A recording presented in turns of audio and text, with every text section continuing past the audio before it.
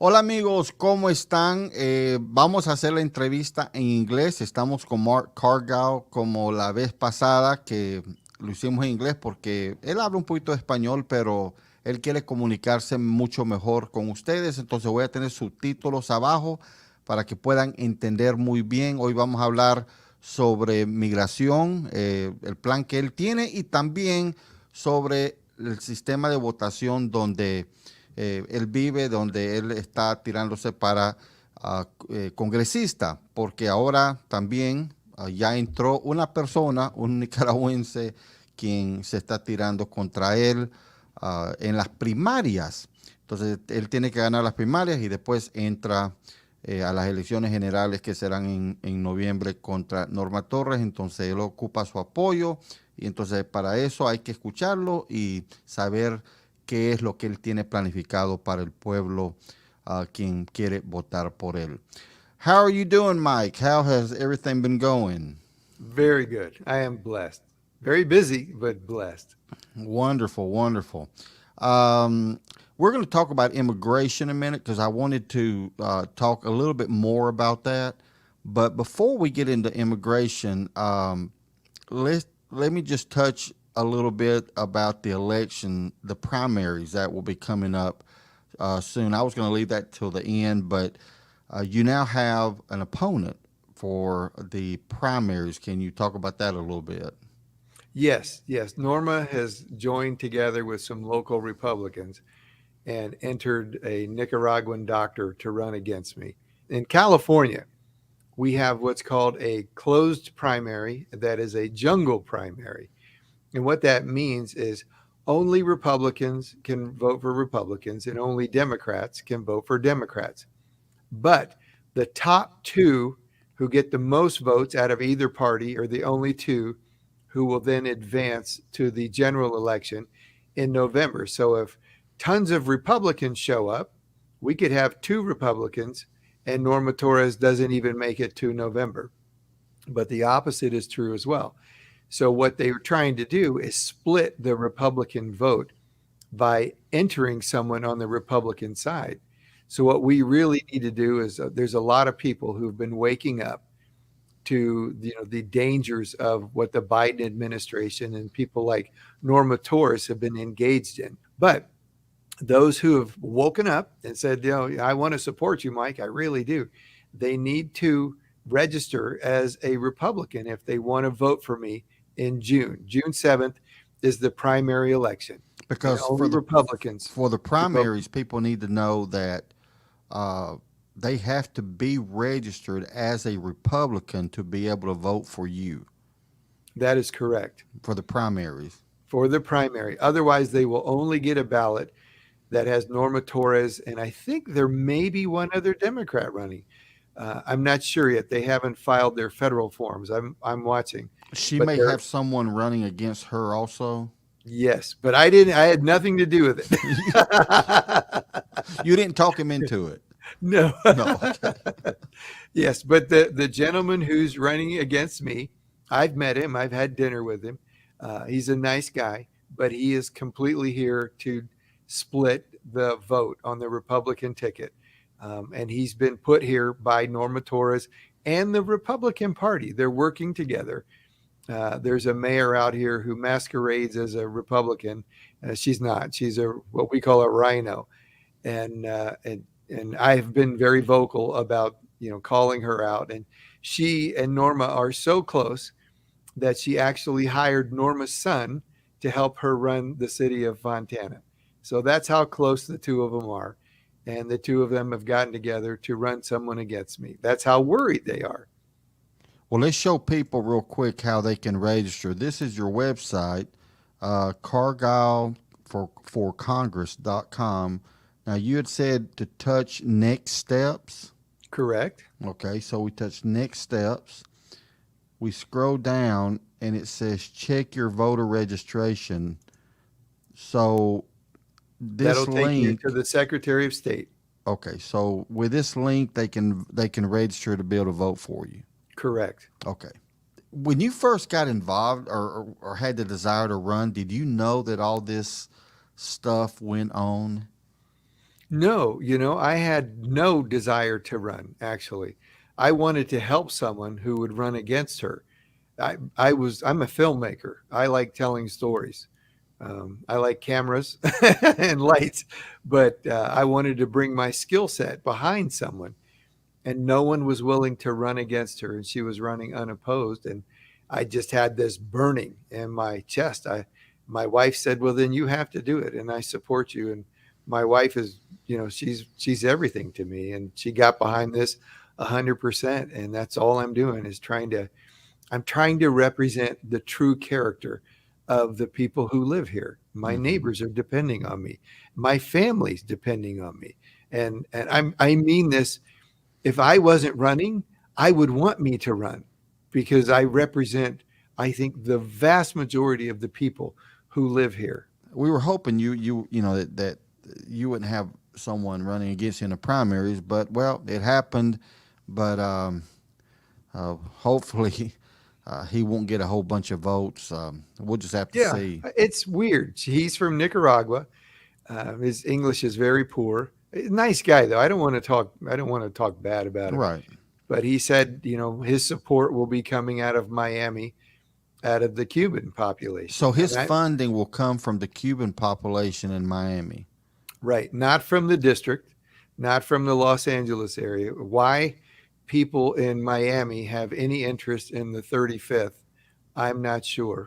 Well, let's get to the immigration, because Okay. a lot of people asked me after our first interview about your immigration policy, because you talked a little bit about it, but they had questions like Biden, Norma Torres, Ocasio-Cortez, and they just named all these people that promised that the first 90 days when they were in office, that some kind of solution, or they would at least start to work on some kind of solution to a lot of these people that's been in the United States for 10 years, for 15 years, for 20 years. They have families, they have homes, they have jobs, but they don't have papers.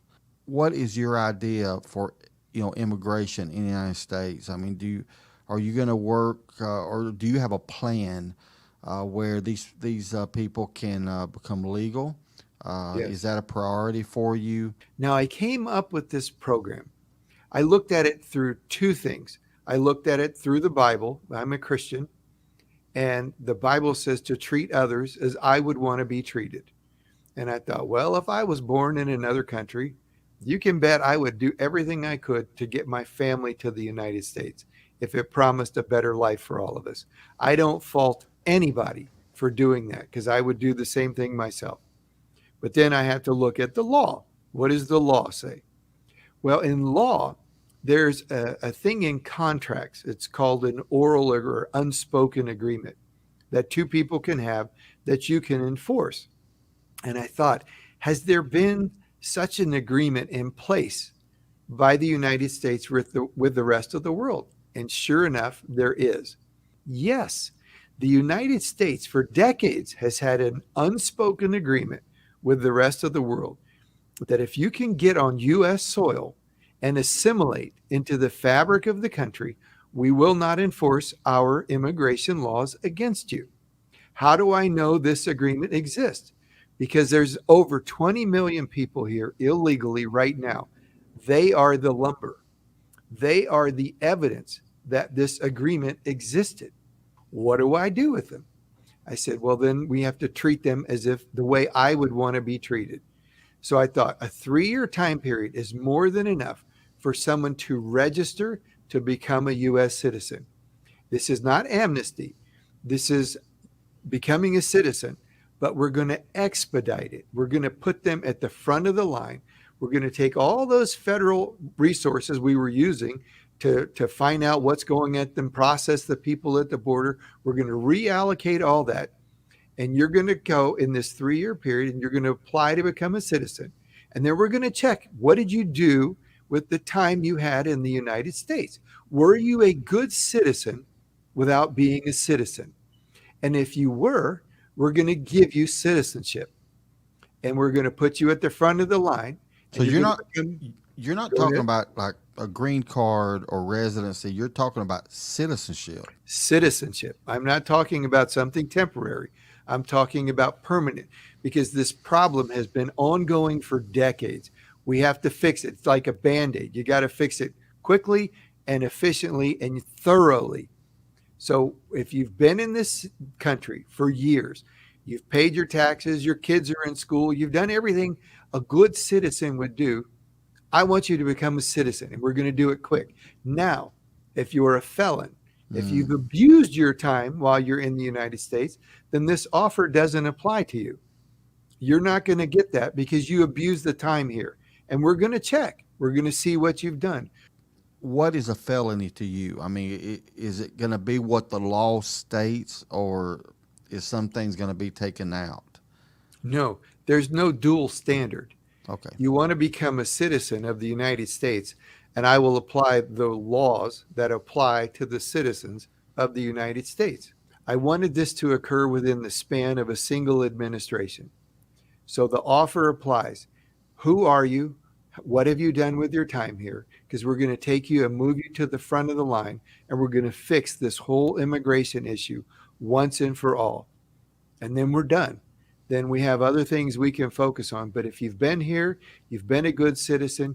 You see, I can't fault anybody for coming here when the current administration invited them here. Right? You can't say, oh, it's wrong, it's wrong. And they go, Joe Biden, Barack Obama invited me. What am I supposed to do? And so I can't fault them. I have Republicans who attack me for this plan.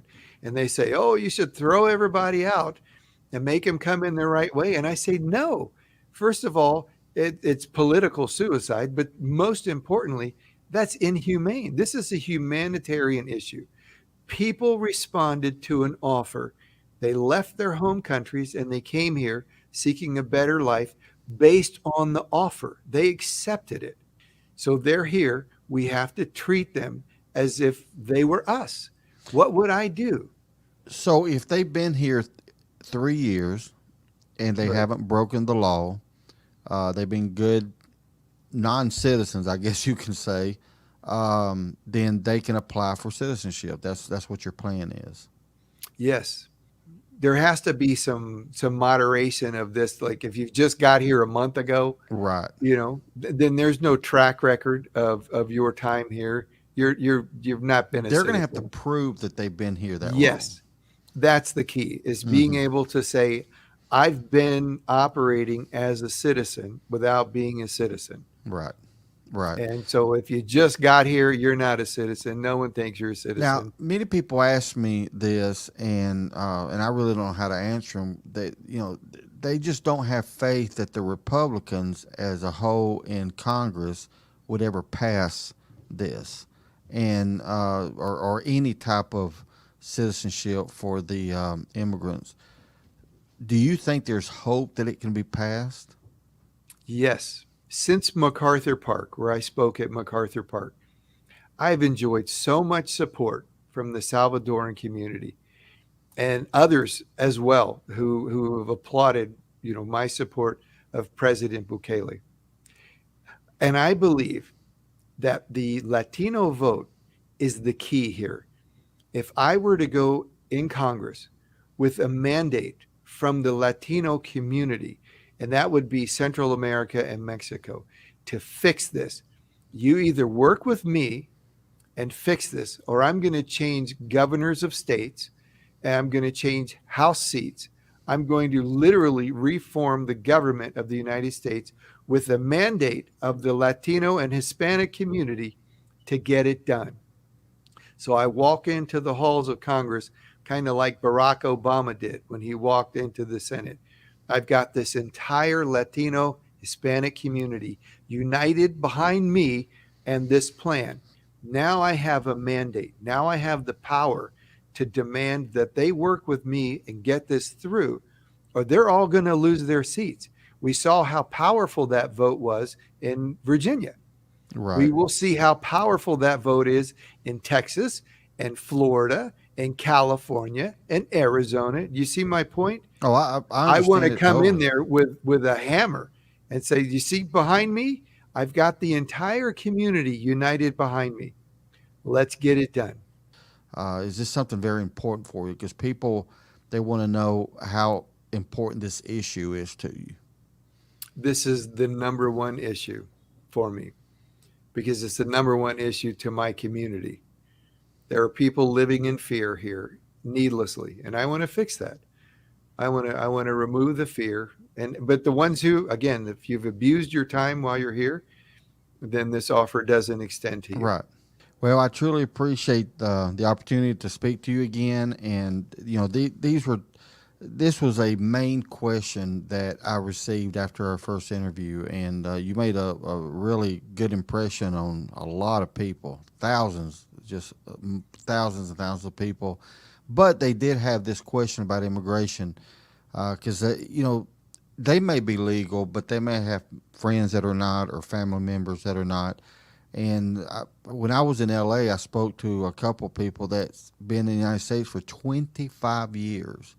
Right. And they have their whole life just, they have a job, family, grandkids, they've got everything, but they live in fear because they're afraid that, if they leave LA or leave California or maybe just bad luck and they get deported, and they're going to go back to a country Right.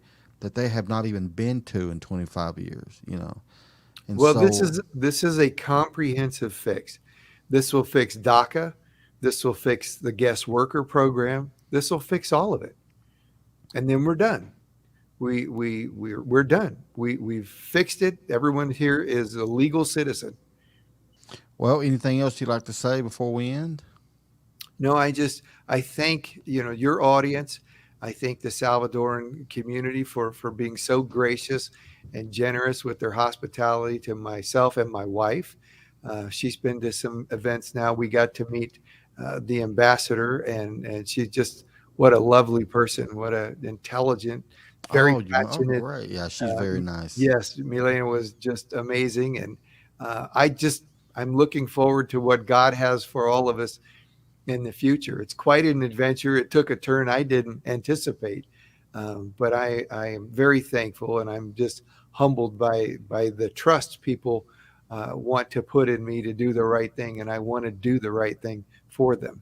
Okay, sounds good. That's the way we like it. That's one thing about social media. People want to see who you are. Who's Right, the real right. Mike, and I think you've shown that in these couple of interviews. May God bless you, brother. God bless you too. Thank you so much. Thank you.